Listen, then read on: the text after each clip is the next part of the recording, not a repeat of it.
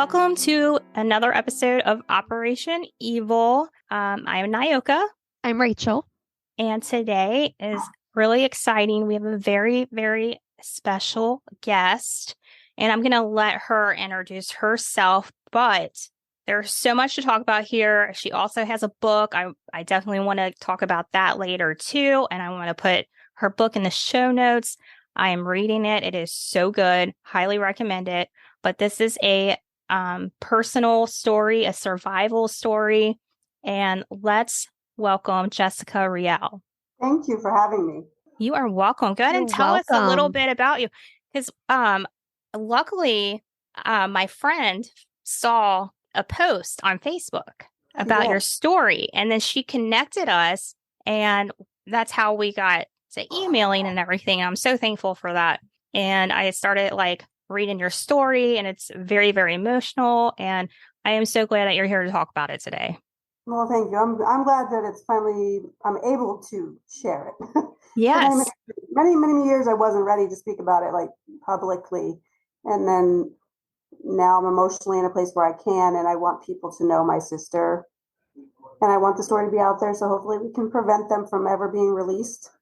Yes. And what is your sister's name? Her name is Alexia. Alexia. This book that you wrote, I want to go and throw out the title in there because I'm also going to use part of the title of the book in this episode, but it's called I'm Not Broken, Surviving the House of Demons. And this is about your sister and not forgetting her and telling her story and your experience. Yes. So wherever you want to start, I feel like I know you, and I feel like I know your story from reading your book. So I don't want to do all the talking for you. So I think you're pretty detailed in that book. You really do. I felt like I was there emotionally with you through the whole thing. Yeah, definitely. We can thank therapy for that, because I started doing EMDR therapy, and I thought it was a bunch of mumbo jumbo, and I'm like, this isn't going to work. It's not going to help. No therapy's ever helped. But it really does. It makes you relive everything. And that's what got me starting, because I was remembering things that I had long since blocked. Oh. So to get those out, I wrote. And it just started becoming really just journaling to feel better and try to expel it from my body now that I was processing it. And it just became, and I was like, well, I'm 30,000 words in. I might as well finish it. So that's what became a book, because I had no intention of really ever writing. I'm glad that you mentioned that kind of therapy, because I've also looked into that. I know it's pretty fairly new, so that would be something you would recommend. It would. When I first I'm they're gonna make me sit there and I was I didn't understand the concept, but it was you can use sound or vibration. I chose the little handheld vibrator things that he has, because it was easy and I didn't have to focus on anything. You just close your eyes and they go back and forth like a ping pong ball in your hand, vibrations, while he brings you, or whoever, through the memory, and you focus on a specific image in your head and work through that goal, and you basically you're there all over again. Okay. It was the most horrifying, traumatic thing I've ever besides living it the first time. When we finally did that first session, because it was after 3 or 4 sessions of getting to show each other, I thought I was never going to go back, because it was so real. And then I had horrible dreams and nightmares, and he said that is to be expected because you're processing everything. So I'm glad I went back, but I thought it was going to be a bunch of crap. But they really, I guess the focusing on the noise or the vibrations helps retrain your brain waves to help you process those memories. And they try to find a positive spin on it, which is kind of hard with some horrible events, but you really can find a positive. I found the positive that I did everything that I could to try to save my sister, or, taking care of her, or any of those things. It turned some of my negative thoughts about myself and how I handled the situation around. I am so glad you mentioned that, because I love therapy. I go through therapy as well. And I've heard of that process. I didn't quite understand it. So just to know firsthand that it gets bad before it gets better, but it works, because our mind's just it's really good at tricking us and blocking things out to cope and everything. So I'm really glad you brought that up. So definitely, if anyone is going through therapy and they recommend that, then maybe actually look into it and do it because it seems to be helpful. And It is. Jessica, I want to ask you Yeah. about the book. Like, how did you feel when you finished it? Like, was it like a little bit of a weight off your shoulders or anything like I that? did feel like a tremendous relief, and it was almost like, not that it didn't happen to me, but like it's out there, but I don't have to keep it locked in my head anymore. Like I can Right. just close the book and it's done. But now I've released the book, and so many people are messaging me about how they struggled through something and now they have faith that they can come through it, or like former foster parents are like, I didn't know that's why the foster children acted like that, and now they have a better idea of how to handle their foster children. And or people who are on the fence about joining foster care, they're like, oh, now I want to do it. So all of these good things are coming from something so horrible. It's allowing me to process and feel better about the situation. Yeah, And definitely. like And her you're death. helping people, which Yeah. is amazing. So it's like her death is not for nothing. Like Right. she's helping people. So, and in Yes. turn, it's helping me deal too. Because I didn't, for many, many years, I just refused to do therapy. I just lived in my bubble and I thought I was fine. But the last hearing Barbara had last December, I really had a hard time with it because she's more likely to get out. The older she gets, they have less stringent guidelines for people they consider seniors. So I was really convinced she was going to get out. And now I have a 15-year-old daughter, and she like brings out the worst in me. Yeah. that's, I mean, that's But kid, but I yes. don't know how to handle that because I didn't get to be a normal 15-year-old who slammed doors and said, I hate you, and all of these things Hmm. because I was in foster care. So I don't know how to do it. And she would trigger me in such a way that I'd lose my mind and I'd start to sound like my mother. Yeah. Like I would feel it coming out and I would like, that was something Barbara would say.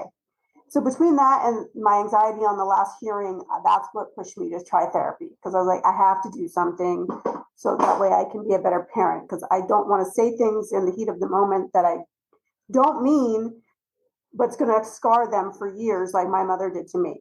So You're amazing. no, I just don't want to be that person because But I the fact that know. you can recognize that, you know what I mean? After Mhm. everything you've been through, like, wow, you are a strong person.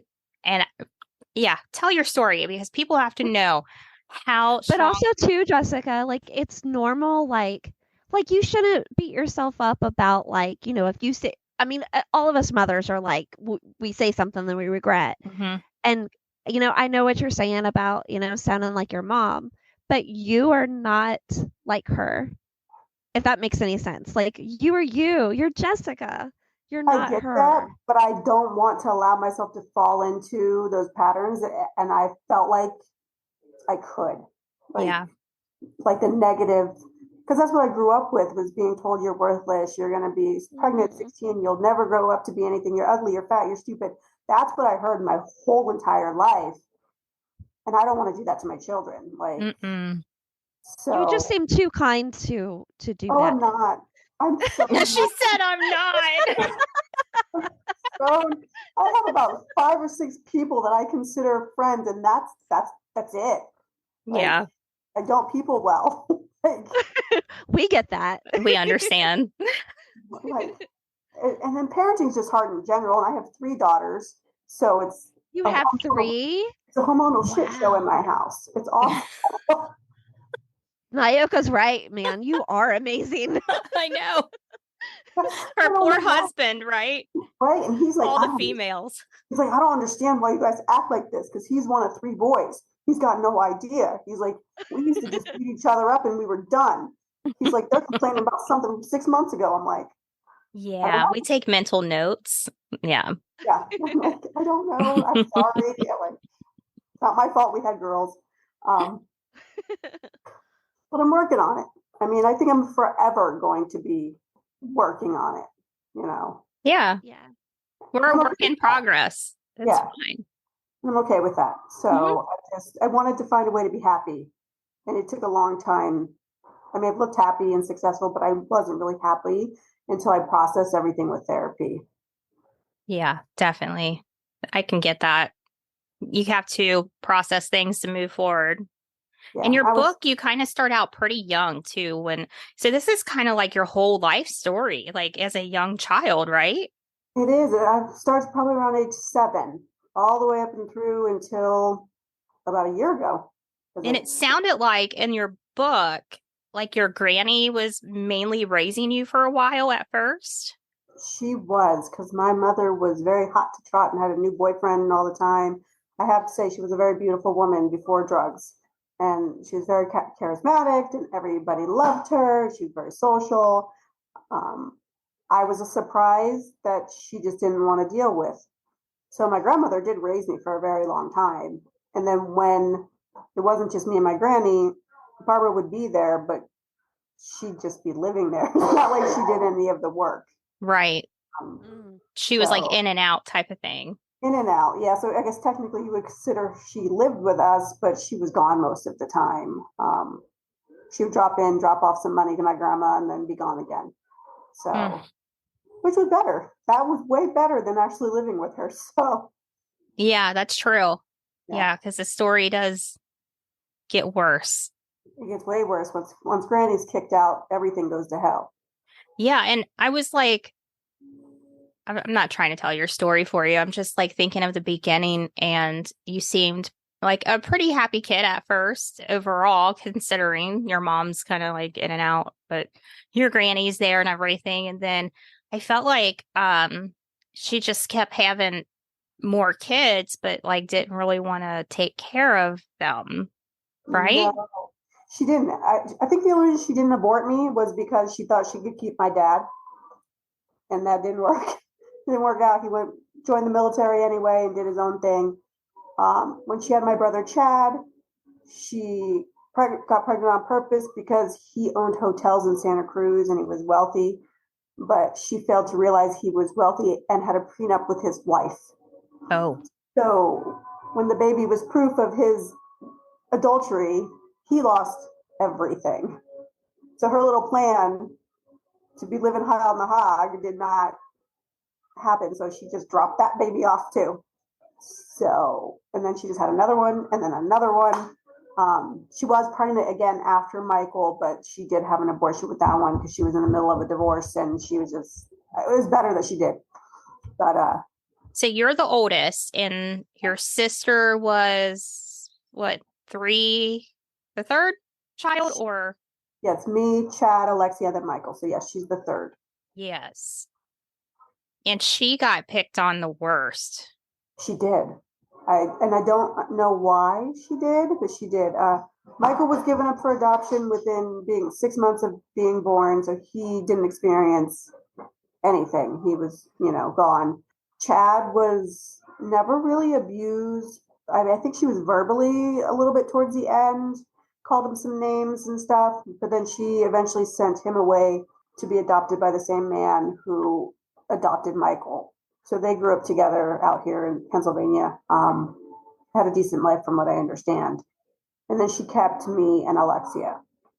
But Alexia was always picked on. Even as a baby, as an infant, like 6 months old in the high chair, she would put the lighter and burn under her feet or leave her crying in a bed. Like random things. I remember one time, she's probably like 2.5, 3 years old, and she put her in a bathtub with scalding hot water and wouldn't take her out. Like, just mean. Very mean. For no reason at all. Like, you can't even say, I mean, she did anything. She was a baby. So, like, Right. and even if she did, that's not the kind of punishment that works. But there was no reason or rhyme behind any of her treatments or her moods, or I would highly think she was some kind of like psychotic or had some kind of mental break. And maybe it was just drug induced because now while she's in prison, she's not on any kind of medication or diagnosed with any mental illness. She's just like, she's fine. Interesting. So I don't know if just because she's in there and has no choice, or if the drugs and it's a combination of everything. I don't know, but she was an awful, awful woman. I could tell when you talked about like the lighter to the foot, your sister's foot and everything, and I was like, wow, Yeah. She's really picking on you. Luckily, you avoided that as a young kid because your granny was there, but your granny wasn't here for you at this time because she had kicked her out, right? Yeah, once we moved in with her second husband, Larry, I was at the end of my sixth grade year. She got married to him. We all moved in with him, my grandmother, Chad, Alexia, and I. And then eventually she sent Chad away and then kicked my grandmother out because my grandmother was ruining her intentions of, I guess my grandmother was complaining that she didn't like the way we were being treated and that she wanted to take us away. And that just flipped the switch in my mother. She's like, no, they're my kids. You're never going to take them. Even though she didn't want us. But I guess she just didn't want anybody else to have us. Right. It was like a control thing. Yeah, it really was. And she liked being able to manipulate and use people any way she could. So once she did kick my grandmother out, and then that summer happened after my seventh grade year, Alexia was 5 and I was 13. That summer, everything went to hell. I mean, it went from just verbal abuse and, being belittled. And I mean, she did pick on Alexia, pull her hair, throw her, things like that.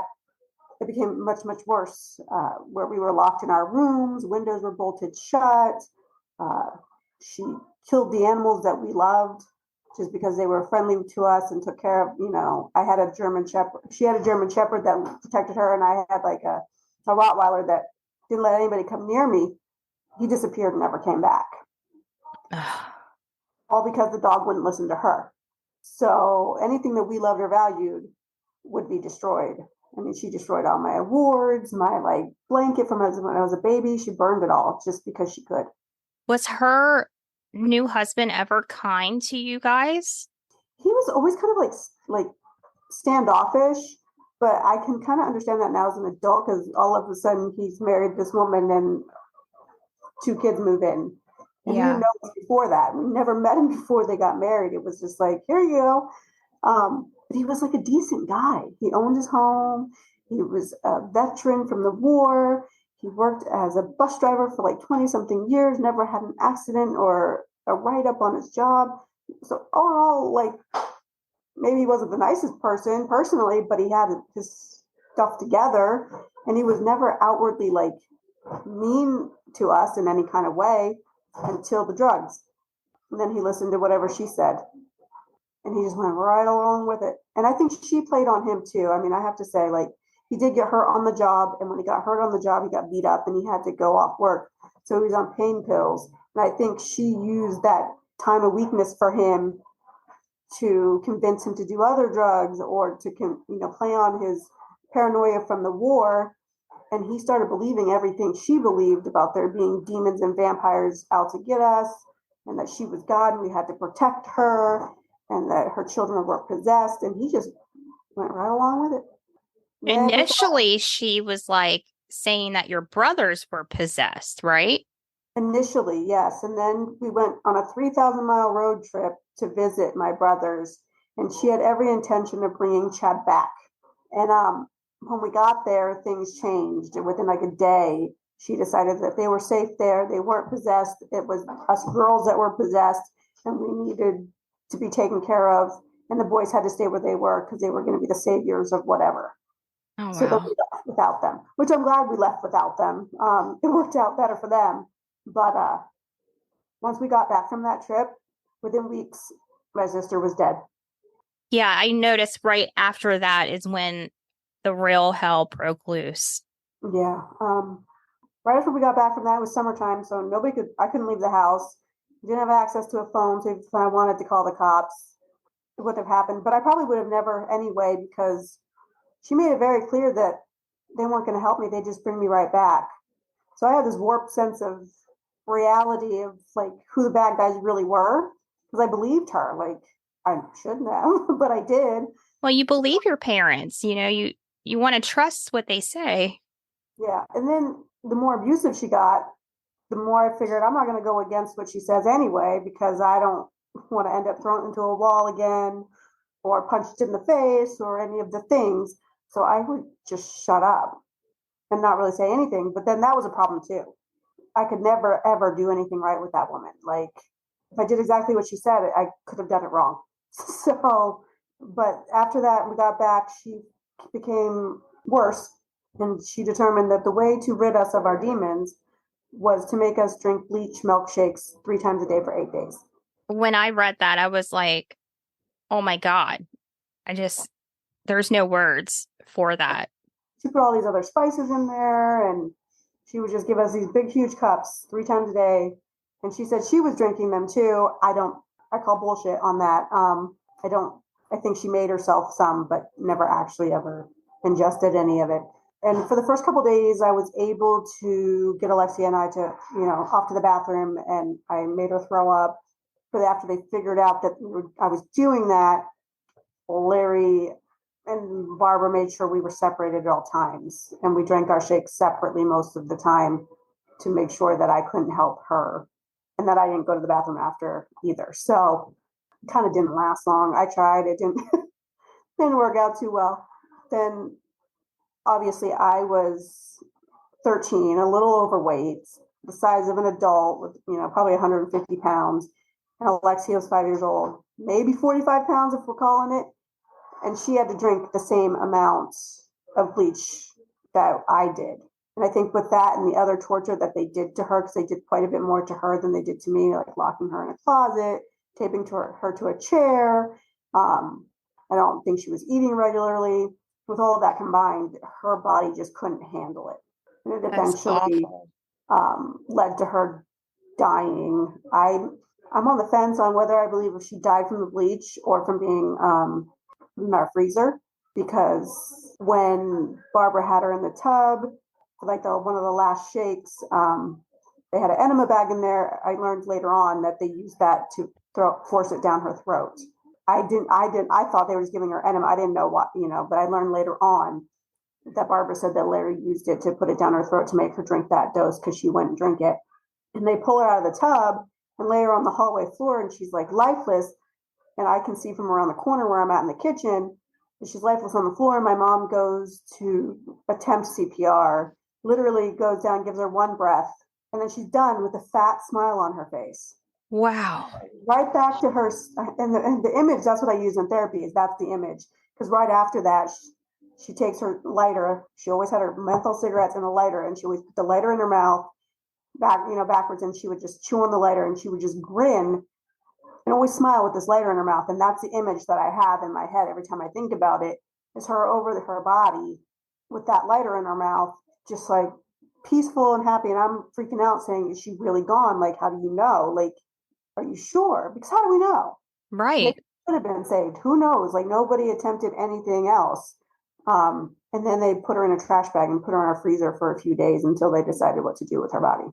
Oh my gosh. And And meanwhile, you had to go in that same room where your sister's in the freezer. I think they purposely made me go out there because they would make me go out there and get them sodas because that's where they kept them. And I think they purposely did that just because I knew that's where she was.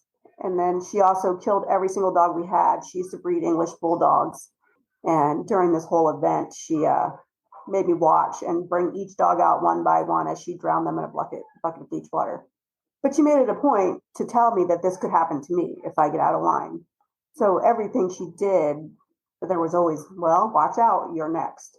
And it's a real threat at this point. Oh, I knew now. I'm like, well, my sister's in a freezer.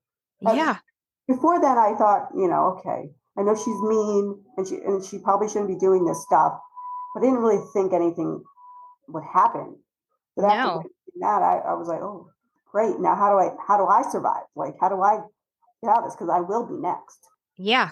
It's not a matter of maybe, it's a when. Like, I think if you didn't do what you did and got out of that house when you did, you would have definitely have been next right away. Yeah. I'm surprised I made it through the rest of the summer and was even allowed to start school. Because after they dismembered her body and burned her in our family fireplace, then disposed of her. Yeah, which they made you sit there and watch, right? Yes. They made me watch. They brought me out of the bedroom and they made me go to the master bedroom closet where they had it all lined up, like with black trash bags all over the closet floor. They took everything out. There was nothing in there. And I'm wondering why I'm in there. Like, I don't understand what's happening. And Larry's like, sit. And so I'm sitting and he's got a gun. And the whole time he's got the gun pointed at me, he tells me to watch. And I was forced to watch as they took her frozen body out of the trash bag and dismembered her. At first, Barbara couldn't do it. So Larry's the one who removed her head from her body. But then Barbara, like, all of a sudden a switch flipped and she was raring to go. And she finished the process. It took a long time because she dismembered her so thoroughly.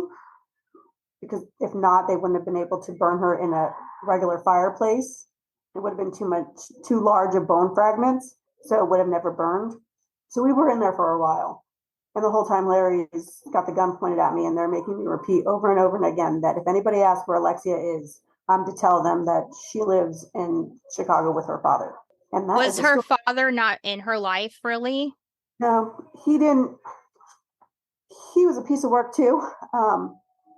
After he divorced his wife and lost all his money, a few months later, his oldest daughter was killed in a car accident. And after that, he was like forever changed. I mean, he was always kind of a creepy, weird man, but it was worse. And after that, I don't think he cared about any of his children anymore.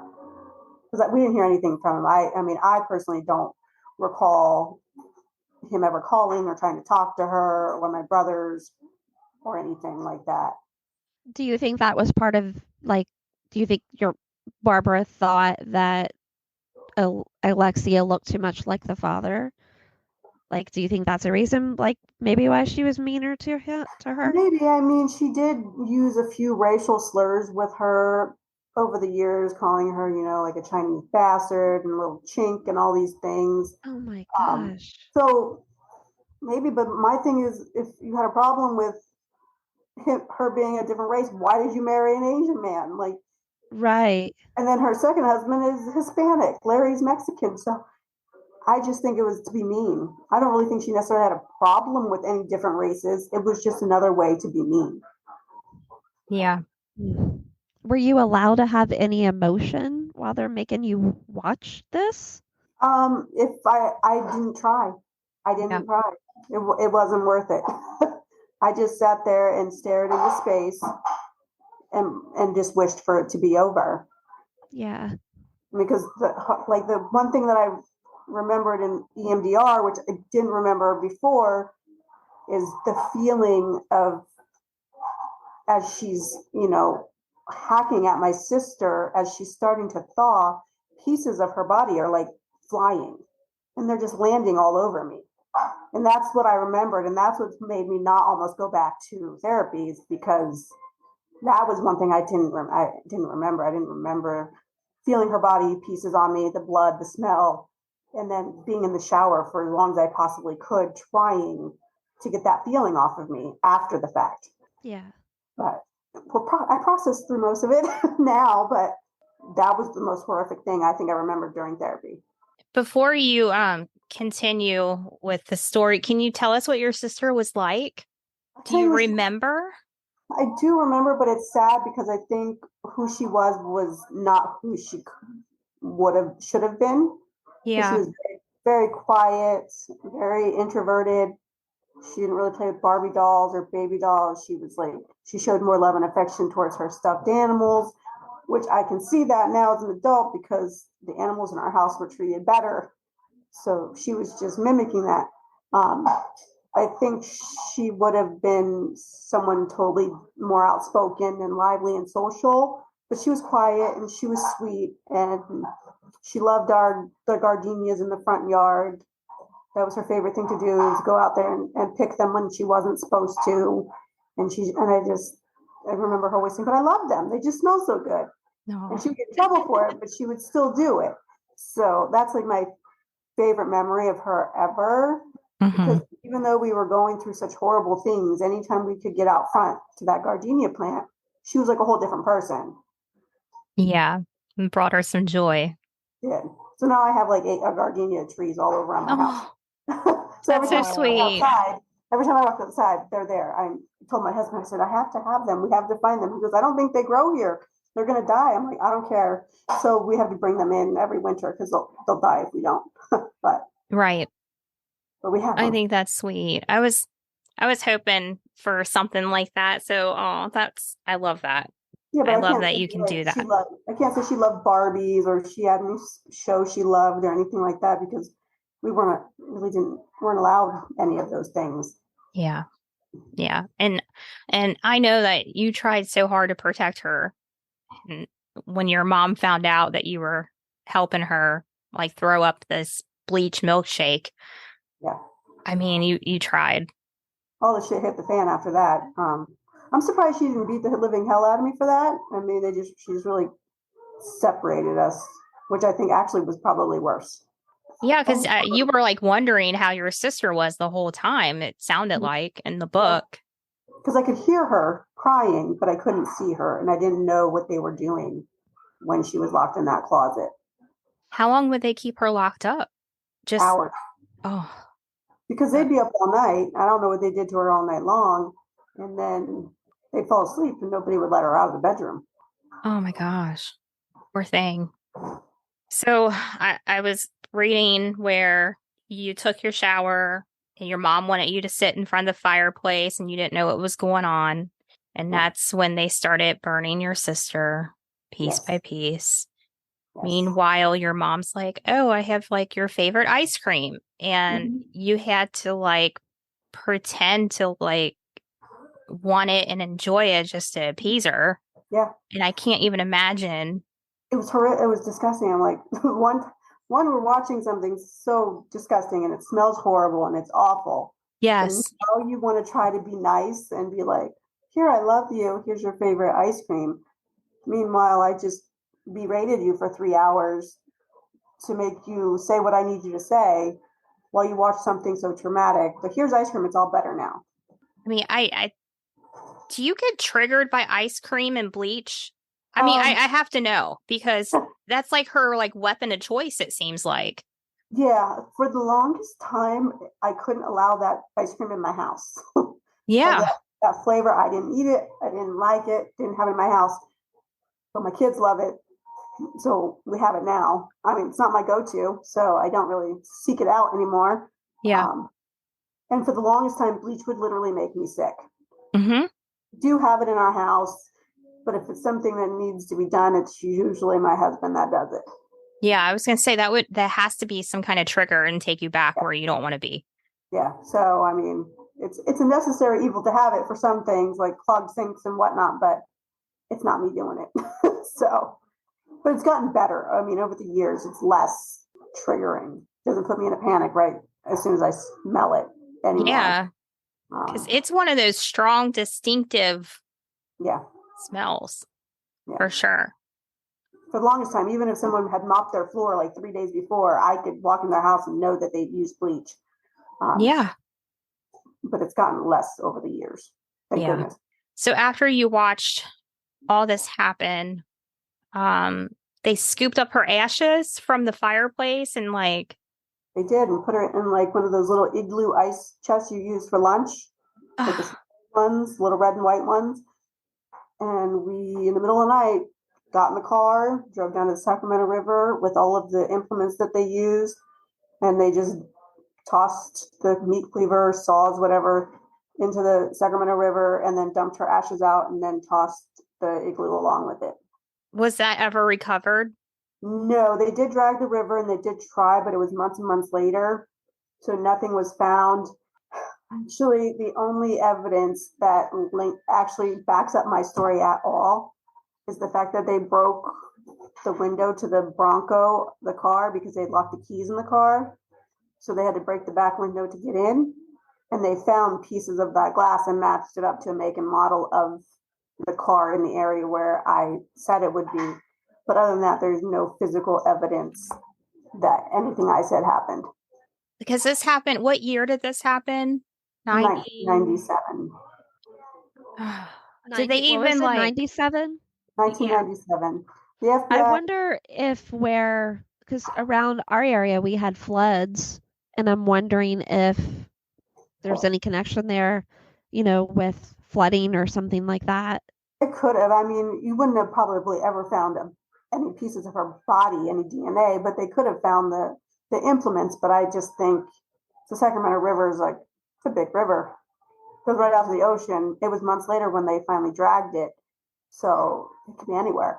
Did they ever go in the house and search the fireplace, get like samples or anything from there?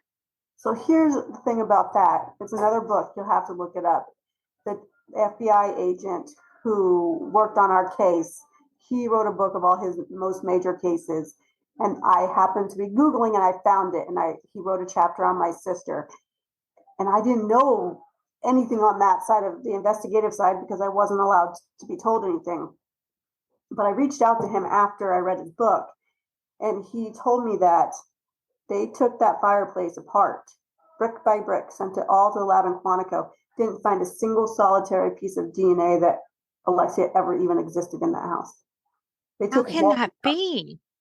They took walls out, they took the linoleum flooring out, wallpaper off, everything. They found nothing besides a few photos where her face was cut out. Not a hairbrush, not a hair, nothing. Oh, Do you think with his military experience, he like what was his name, Larry, that he Larry. maybe had an inkling of how to get rid of things? Like I never actually thought of that, but it's highly possible. I mean, he was more concerned about not going to jail than anything else. mm-hmm. I mean, but I don't understand how she tried to plead insanity and or drugs, but how can you plead insanity or say it's the drugs, but you so thoroughly cleaned your home that there's not even one piece of DNA that she even existed? Like, yeah, and I'm guessing the car too. yeah, they found nothing. Because I think people need to understand too is you were allowed to go to school, right? And she was not. She was not. She could have gone to kindergarten because she was old enough, but at that time in the state of California, the law did not require children to go to So it's kindergarten. not like teachers were looking for or friends or anything. So that's another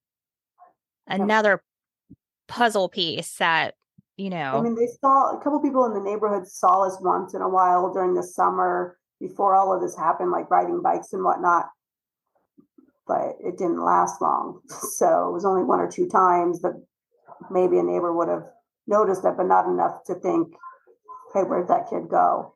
right. So Ugh. nobody called. I mean, my grandmother called, did a couple welfare checks, but I don't know if the cops were just stupid or if they just couldn't like legally separate me from Larry and Barbara to talk to them.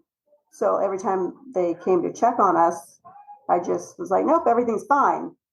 Yeah, Like, how are you going to ask a child anything right in front of their abusers? exactly. They're not going to, and they did that for a long time with everybody, right? Like Yeah. back in the day, that's how it was done.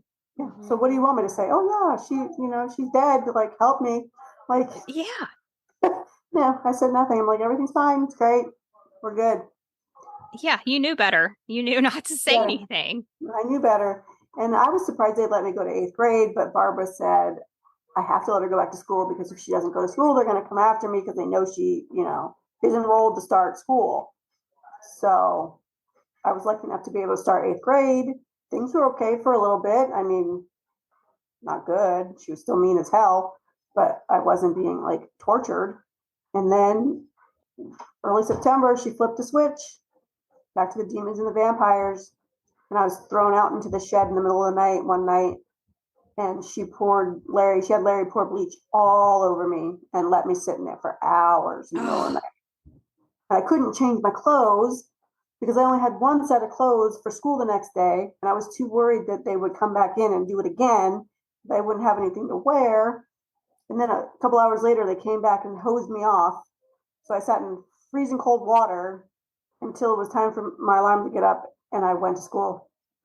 Oh my God.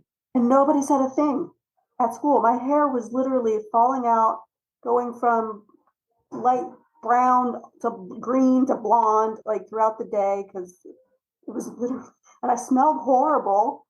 The bottom of my pants had bleach stains all over it. Nobody said a thing. What is Wow. wrong with people? I mean, I don't know if nobody noticed, or even when I went to, because I had gym first period, I remember going in telling them I fell and hurt myself on the bleacher I said bleach. I said I fell and hurt myself with bleach, but he thought I said bleachers, like I fell and hurt myself on like at the bleachers at the gym. That's why I couldn't do gym. So he's like, okay, you don't have to do gym today. So I didn't have to dress down and do gym. I just sat there, and then the rest of the day, nobody's like, no, said thing. So Which finally, is crazy to me. it is. I did have a friend, and I told her like I was really scared to go home, and she's like, you need to tell someone. And finally, at the last period of the day, I was like, well, I either go home after this class and face what's ever happening, or I trust that someone's actually going to help me. So I did. I told my last period math teacher right before class started that I was scared to go home, that they were abusing me. And for the whole hour, the poor woman was like frantic, like trying to teach a class, but she kept looking at me like thinking I was going to bolt or something. I don't know. I felt horrible for her after, but she did. She helped me. She called the cops, and then started the whole photos. Everybody had to take photos, The school needed proof, then the cops needed proof, then the hospital needed. It was a shit show of being examined head to toe. They took my clothes, and then I ended up at the end of the night in a children's receiving home for temporary care. Yeah. And your teacher stayed with you the whole time. She did. She promised she wouldn't leave. I didn't believe her, but she promised she wouldn't leave. Did you feel like, how did you feel? I mean, were you still confused or? Well, I mean, I was still terrified that they were going to send me home. That I was going to be, sorry, that's the chinchilla. Sounds like he's having a good time. He is, but well, I was terrified that he's so cute and fluffy, but it's like loud as hell at night. I was worried that they were going to send me home and that they were going to be mad at me for telling on them, and I was going to be in a world of hurt. So that was my biggest concern. And I was in pain because I had all these burns all over, and I was tired and cranky, and I didn't believe Tammy, Miss Cooper, that she would stick around and visit and do all the things and help me contact my grandmother. I thought she was just, telling me what I wanted to hear so that I would listen to the cops and do what they told me to do. Yeah. But once I realized, she became like your friend almost, right? She was my best friend. I love that so much that she was there for you. She's still my best friend. Oh, I love that you guys have been connected that whole time. Yeah, actually coming November, my husband and I are taking our first adult-only trip we've never done. We're going to Vegas, and her and her husband are going to meet us there. Oh, that's so cool. I love it. I mean, she's come out to see when my babies were born. And, I've gone out to see her. It's not as often as I like because it's 3,000 miles apart, but she's still there. I love that. I can only imagine how proud she is of you. She's so excited. Yeah. She's like, I'm telling everybody about your book. I'm so happy everywhere I go. She's retired now, and she does her own little art stuff on the side, and she has a gallery showing in Sacramento. She's like, I'm gonna have your book in my gallery. I'm like, it's for your art. My book doesn't need to be there. She's like, yes, it does. Oh, she's so supportive. You told the right teacher. I did. I picked the right one. Yeah, you did. I really did. I don't know why, because I didn't really know her. I'd only been in school for a few weeks at that point, but I don't know. She was the right one. She was the right one. Last period teacher. So I'm not super far in the book at this point. I know you go there, and I know you're there for a while, and they do in school teaching there, and that's how you're learning, and you're doing good. And your granny is visiting, your teacher's visiting, and for a long time, all of that was good. And then your parents were at the same time going through the court stuff or investigation, they were arrested initially for just the abuse that obviously they could prove they did to me. Mm-hmm. And then for a long time, I wouldn't tell what happened to Alexia. I just kept with the whole, she's in Chicago with her father. And that's what got the FBI brought in, because I mentioned she was out of state. So once they thought she crossed state lines, they had to call the FBI in. So that's where Agent Reineck came in, and he was mean. He was mean? So mean. Not intentionally mean, but his tactic to get me to speak. He had him and another agent were there, and they brought me into a room in the receiving home. And he's going on and on about how I know she's not with her dad in Chicago. We spoke to him.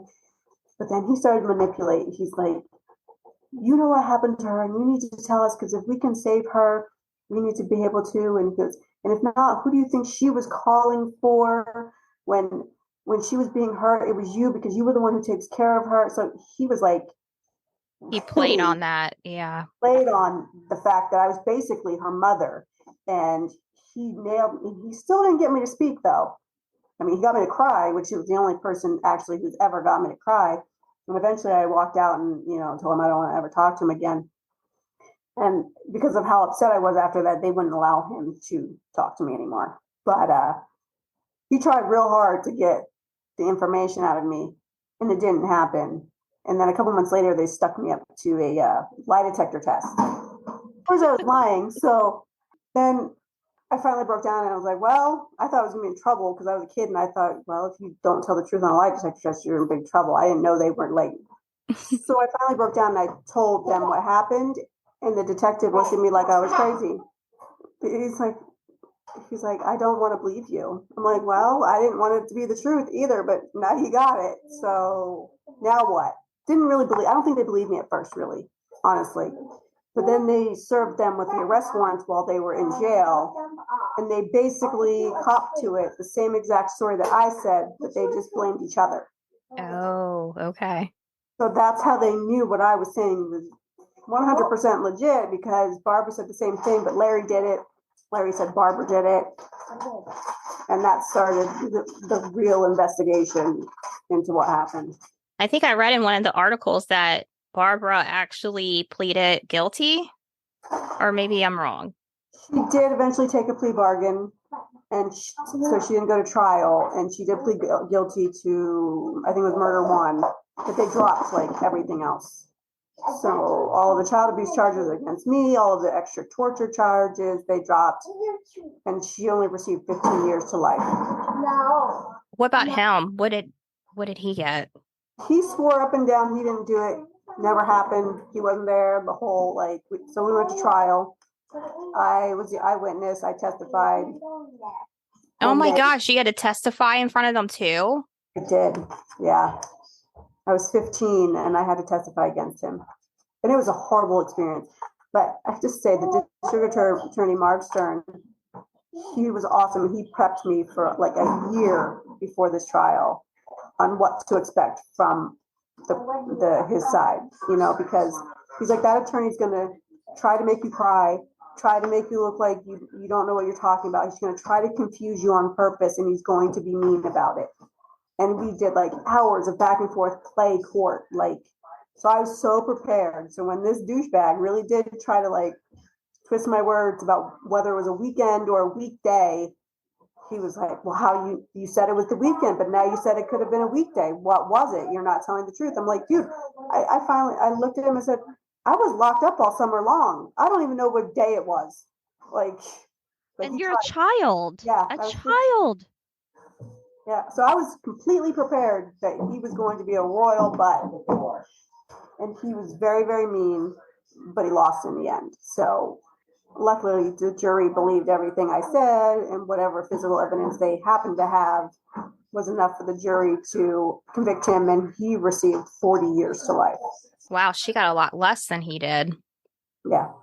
I guess that's what happens when you save the taxpayers a lot of money going to trial. I guess so. Those plea deals. Yep. But you said that they've had chance for parole and things like that. Barbara's been up, I think, about 5 times now, and she's been denied every time. They only deny her for 3 years at a time, though, because she's a perfect prisoner. She never gets in trouble. She's had literally one write-up in all the years she's ever been in prison, and it was for having someone else's property.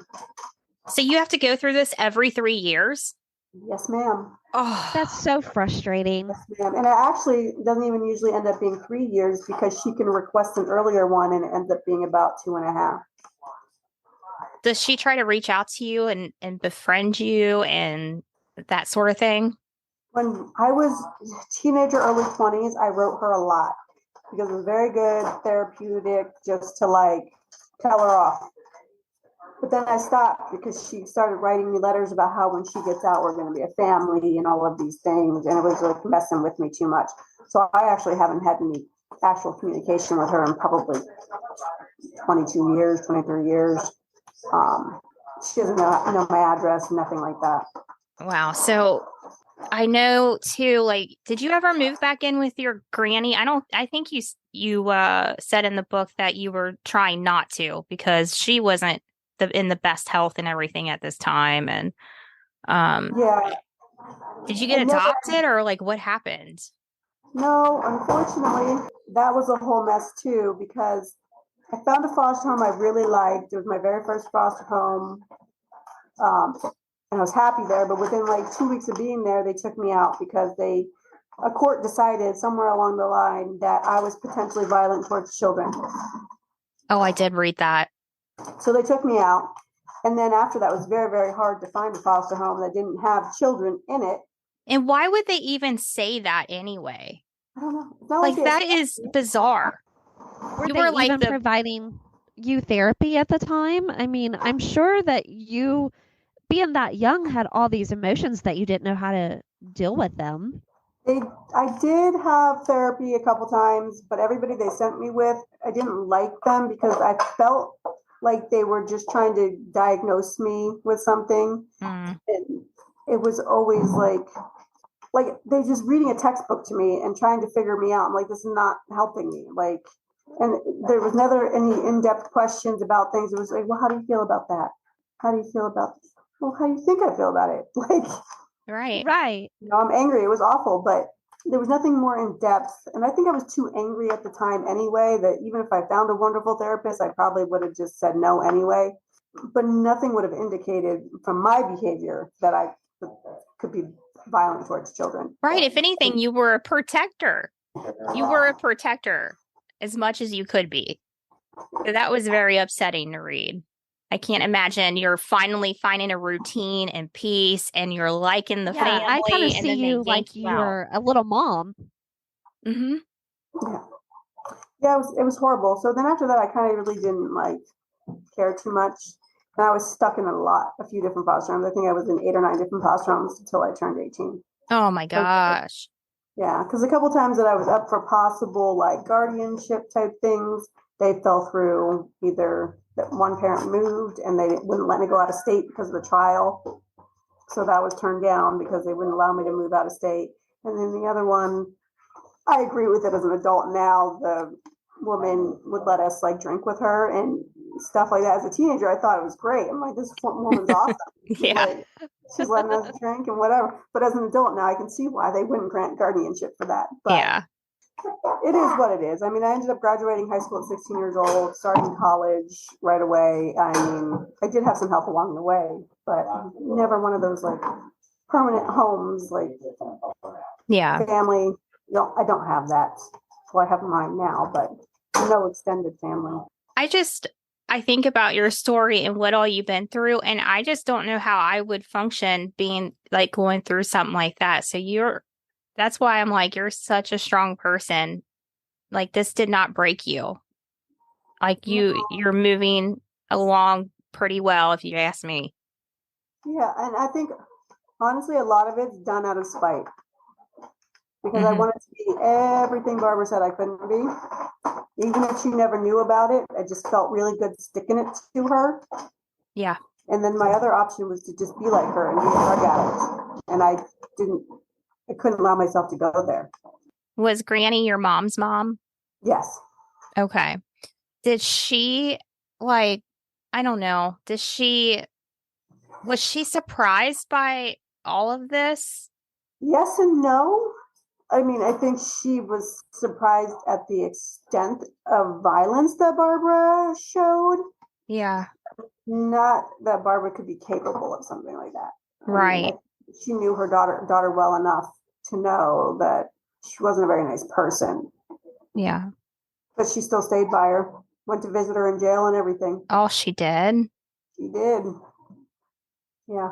I think that's kind of part of the reason why my granny and I didn't stay too close, was because she made a couple comments that I should have done more to save my sister. Ooh. Oh And I overheard her no. telling a social worker that. So I was like, and then I find out that she's actually still talking to my mother and visiting her in jail. It was just, I couldn't do it. No, that's a lot to put on a kid too. Yeah, I mean, I understand that's her daughter and she wants to be there for her. That's fine, I guess, but I didn't need to know about it. No. Because I could care less how she's doing in jail. I don't care. To get a little feedback of, oh, your mother said blah blah blah. Like, she's not my mother. I don't know what you're talking about. I don't care. Like, don't tell me about it. But then she ended up passing away when I think I was about 16 years old, because my granny wasn't in good health anyway, and she had a lot of heart problems. So I don't think she even got to see the whole outcome of what happened. Did Alexia's dad ever show emotion about what happened to his daughter? I don't think so. But I do know he's still in contact with Barbara all these years later and goes to He visit is? her. Uh-huh. He's one of her support people that she's listed. If she ever gets out, he'll help her. Oh my gosh, why? Whoa, that blows my mind. She picks some real winners. Like, her choice of men is wonderful. And it's like they all stick by her. Is she still married to Larry? I don't know. I mean, she still has the same name, so I'm assuming. Yeah. Yeah, I guess you wouldn't know if you haven't talked to her in like 2 decades. Yeah, but they haven't mentioned at any of the hearings that they're actually divorced. I'm just wondering if they stuck it out in jail. Maybe. I mean, he's horrible looking and on death's door, so I'm hoping he'll die soon. Yeah. But her, she's like perfectly fine. She's gonna live forever. Mm-mm. She doesn't have a single ailment besides a little bit of some balance issues. Yeah. Wow. It's funny how that happens, right? Yeah. Considering I have lots of medical issues. It's always the good ones that I don't know. It seems like the bad stuff happens to the good ones, and then the evil people live forever. I don't know why. I don't know why either. I don't understand how she used to smoke and drink and do drugs. How do you not have a single solitary health condition? The only thing she takes in jail is some Tylenol every once in a while. She has some back pain. Jesus Christ. Yeah. How old would she be? Is she like in her 40s, 50s? She's 61, 62. I mean, Yeah. maybe, she's still kind of young. I don't know. I mean, I'm going to be 40 and I've already had a kidney removed and everything else. So, oh my goodness. Like, why can't, and she's all proud that she's not on any antidepressants or any kind of medication. And every time she says that in the hearings, I'm like, yeah, but I'm on a shit ton of them. Like, right. How is that fair? Like, it's not. Yay for you. Like, but you're still crazy. Oh. It's not. It really is. But, it is what it is. I mean, ideal, but I don't like the fact that she seems to have it quite easy. And especially now that she's older, she's in a different kind of dorm. So it's not even like she's locked in a jail cell. It's more of like an open dorm. And she talks about how she takes care of all the other new lifers that come in and she teaches them how to integrate and what? She's like, I'm the mom of the dorm. I'm like, nobody's mother. Like, wow. It really pisses me off when she says that, I wonder if do people know what she's in there for? Like, I mean, does she tell the truth about that? Probably not, but I'm sure they do now because I donated copies of my book to the prison library. I love you. That's amazing. I mailed a few, so. Oh, you're awesome. I sent one directly to her too. Sent one to her and said, "Enjoy your gift." So. Girl, you are winning. Like, yes, you are. You have kicked her ass. You have kicked her ass over and over. Like, I love it. I mean, I didn't want to send her the book necessarily because I didn't want her to know so much about my life. But then again, I wanted everybody to know what she did. So, yeah. Everybody's like, do you think she'll read it? I'm like, oh, yeah, she'll read it. Once she gets it, she'll read it because she wants to see how she's portrayed in there. Oh, my gosh. What you did was great. That is great. So warm and fuzzy. I mean, have you ever spoke at like schools or events or anything like that? No, a couple of people when I initially wrote my book talked to me about doing it, but they've never followed up. I mean, I would totally be willing to do stuff like that. Yeah, You you should would be a totally do that. perfect person. I mean, like, Like just to be a victim's advocate for people that have been through stuff like you have, or just even a violent household. I mean, I'm totally open to it. There's a clinic out here that caters to drug addiction, and she's like, "Would you come out and speak to them?" I'm like, "But I've never been addicted to drugs." I'm like, "I don't understand. Like, why would you want?" She goes, "Because a lot of them have been through trauma like that, and that's why they're drug addicted. And for them to see someone be successful might be very helpful." But I haven't heard Yeah. back from her yet. So if she writes me back, then I will gladly go speak to them. On top of putting your book in the show notes, would it be okay to maybe leave an email address if maybe someone's going through something? Can they find a way to contact you? What would be the best method for that? Or are you open to that?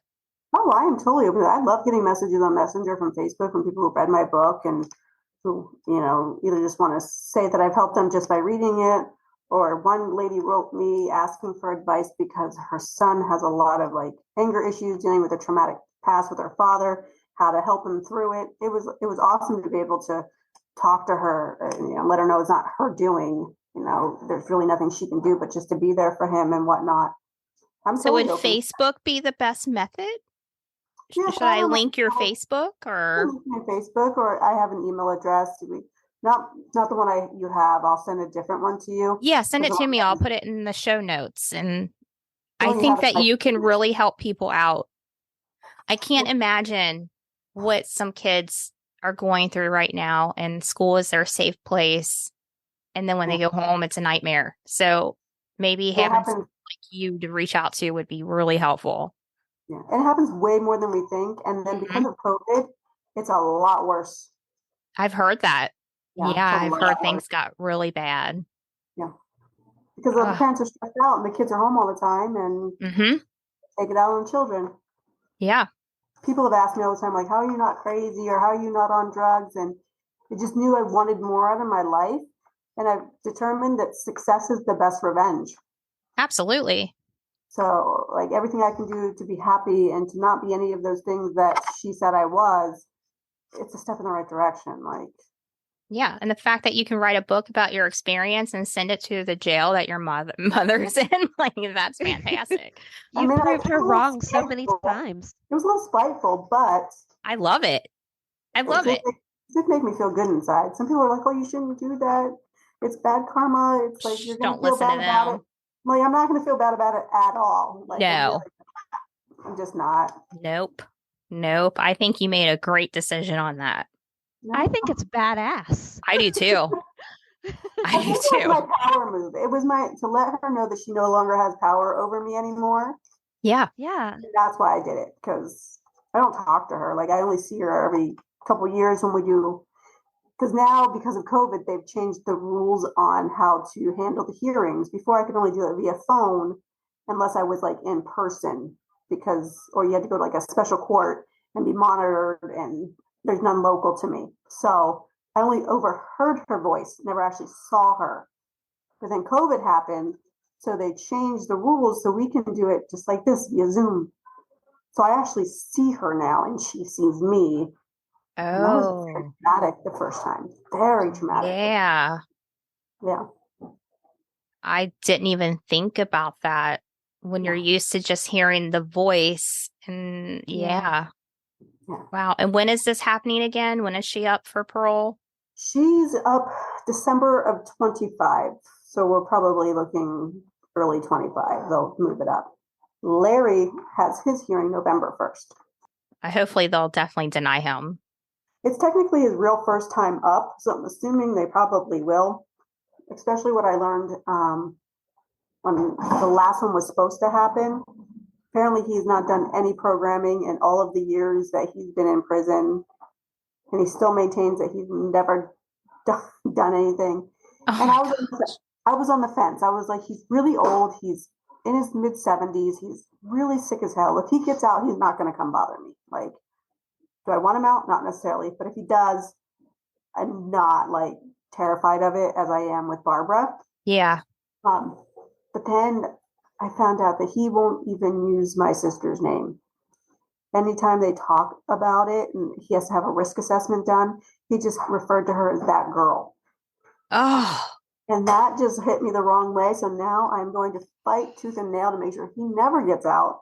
good. You can't even acknowledge her name. Like, whether you had nothing to do with it or not, she was still a child that lived in your house and happened to die. Use her name. Yes. Yeah. Just Oh my gosh, I forgot another part of your story. So when they were being arrested and you finally told on them and everything, she was pregnant, right? well, And she she said was, she was pregnant. oh, okay. So, but she In wasn't. fact, she was not pregnant. Oh, I was she like, thought oh she- my gosh. She thought she was God and she was pregnant with Jesus. Yeah, and then I was sucking the electricity out of her baby. Oh my, That's what demons do. I was like, sure, okay. wow. Okay. So there was no baby there. Do you have a relationship with your half brothers? Fortunately, not much. Okay. Chad and I are friends on Facebook, and we comment once in a while on each other's posts, and we'll message here and there. Like, Yeah. and Michael, I talked to him one time a few years ago, and then he just up and vanished. He's gone. We don't know where he is. Last we heard, he's living in Ohio with a girlfriend somewhere. But the funny thing is, he communicates with our mother in prison. They He's didn't got live that life, so they don't know. know.